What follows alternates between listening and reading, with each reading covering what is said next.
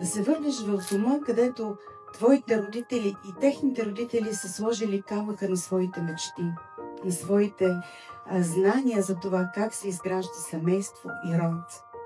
Това са малки и простички неща, не са сложни, приятели. Защото сега, когато обяснявам на моите хора, че да се върнеш на село не означава да отидеш да живееш на село, а да разбереш вкуса на това да си близо до природата, до дърветата, до птиците и децата ти да тичат в двора, по тревата, щастливи и спокойни.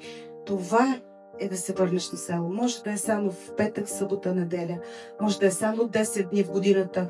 Защото и аз съм израснала от града, но ходихме на село като на спасение от града, когато бяхме деца. На лагери, на походи, на екскурзионни летувания. Точно за да се върнем там, откъдето идва радостта в рода. От общението с твоите хора, общуването с тях, от общуването с природата и с докосването до всичко, което тя ни дава.